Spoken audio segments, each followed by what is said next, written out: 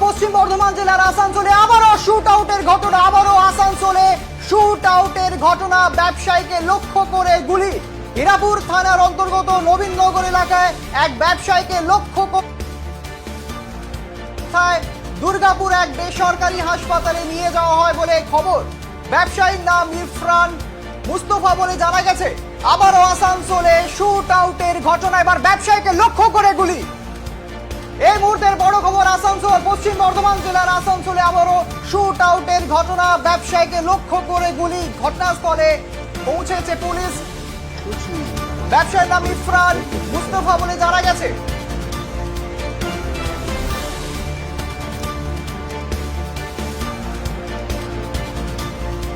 হীরাপুর থানার অন্তর্গত নবীননগর এলাকায় এক ব্যবসায়ীকে লক্ষ্য করে গুলি।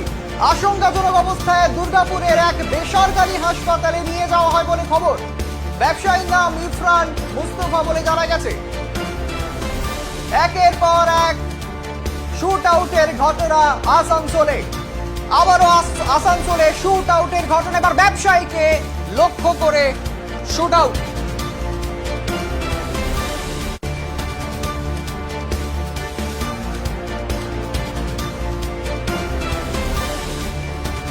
আসানসোলে আবারও শুট আউট, এবার ব্যবসায়ীকে লক্ষ্য করে গুলি।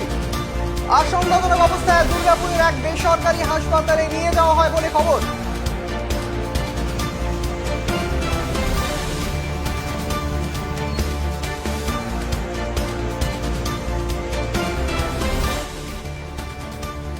আসানসোলে আবারও শুট আউটের ঘটনা, কারা চালালো গুলি? বিস্তারিত জানবো, প্রতিনিধি রয়েছেন রাহুল পাসওয়ান। রাহুল,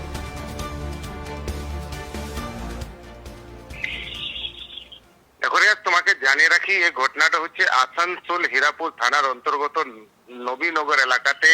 আজকে ইরফান আনসারি নামক একটি ব্যক্তি, তার বয়স হচ্ছে 47 ইয়ার। তাকে একটি বাইকের মধ্যে দুটি অজ্ঞাত ব্যক্তিরা আসে আর যেহেতু উপরেই গুলি চালিয়ে দেয়। এবার গুলির ঘটনার পর গোটা হীরাপুরে একটি চাঞ্চল্যের সৃষ্টি হয়েছে। তারপরেই ওই লোকটাকে সাধারণ মানুষরা প্রথমে যেহেতু আসানসোল জেলা হাসপাতালে নিয়ে যাওয়া হয়, তারপরে পুলিশকে খবর দেওয়া হয়, হীরাপুর থানার পুলিশকে। তারপরেই যেহেতু আশঙ্কাজনক অবস্থাতে ওইখান থেকে ওকে ইরফানকে রেফার করা, যেহেতু দুর্গাপুর বেসরকারি হাসপাতালে, এখন ওর বেসরকারি হাসপাতালে ট্রিটমেন্ট চলছে। যেহেতু এই ঘটনা কেন ঘটলো, কি কারণে ঘটলো, সেটা এখন যাচের বিষয় রয়েছে। যেহেতু ইরফান আনসারি জমিনের কারবার করতো, এবার দেখার এইটাই, পুলিশকে দেখার এইটাই কি এটা জমি নিয়েই ঝামেলাটা ইয়া কি নিয়ে ঝামেলা আছে, সেটা এখন তদন্ত চালাচ্ছে হীরাপুর থানা পুলিশ রিয়াজ।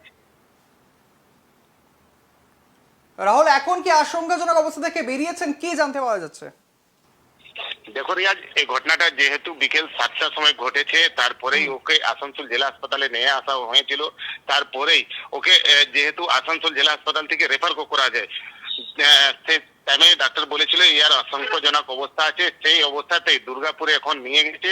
দুর্গাপুর বেসরকারি হাসপাতালে ওয়ার এই আশঙ্কাজনক অবস্থাতে ওয়ার ট্রিটমেন্ট চলছে। যেহেতু এবার দেখার বিষয় কি এবার উনি ফিরে আসবেন ইয়া কি হবে, সেটা দেখার বিষয় আছে রিয়াজ।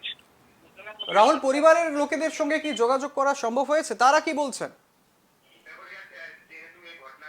পরিবারের লোক, সমস্ত পরিবারের লোক যেহেতু এখন দুর্গাপুর আর যেহেতু বিভিন্ন হাসপাতালে ওরা ছুটছে, বাড়িতে কেউ নাই, সেই কারণে পুলিশ ওদের সঙ্গে আছে। এবার পুলিশ যেহেতু তদন্ত চালাবার টাইমে এবার পুলিশ প্রথমে যদি ওই লোকটার সঙ্গে যদি কথা বলা যায় তাহলে বলবে, না তো পরিবারের লোকজনের সঙ্গে কথা বলতে মানে কথা বলবেন। এবার হচ্ছে কেন ঘটলো এই ঘটনাটা।